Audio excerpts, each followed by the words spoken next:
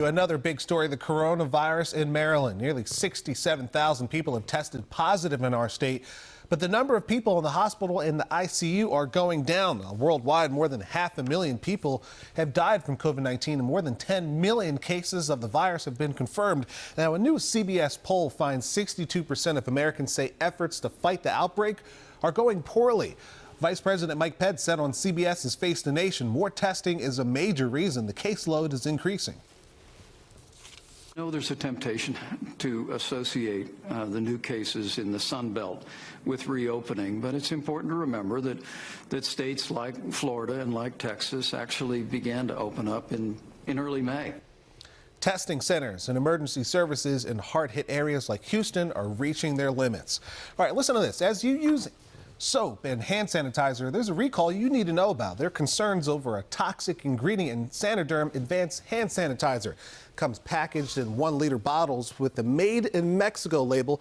It contains methanol or wood alcohol, which can cause serious damage, including blindness and death. Now, 4 days ago, the FDA recalled 9 other brands for the same reason. Restaurants across Maryland are opening with smaller capacities, and some are making do with outdoor seating. As we've told you, Fells Point had some temporary road closures this weekend for outdoor dining. Stetson Miller has more on how it went. Marylanders were out enjoying cocktails and appetizers in the fresh air in Fells Point on Saturday, just after the city lifted restrictions on outdoor mass gatherings.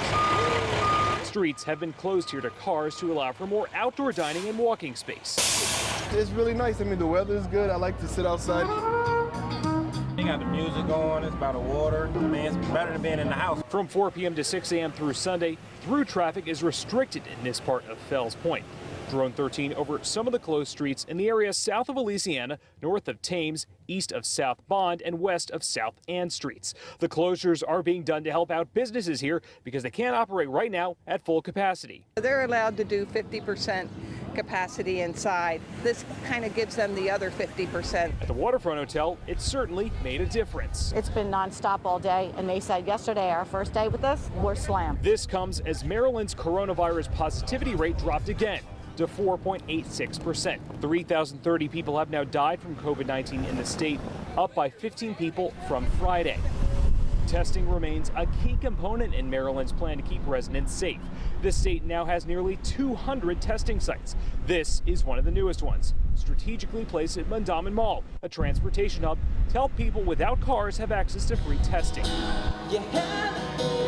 Back in Fells Point, diners say they think this is a safe way to get out while the pandemic continues on. Oh, it's a way for us to, like I said, get out as a family and stuff. See, they have everything set in place for social distancing. It's like really cool. And the city health commissioner says we're still not out of the woods yet, and people need to remain vigilant even as restrictions are being lifted. In Fells Point, Stetson Miller for WJZ.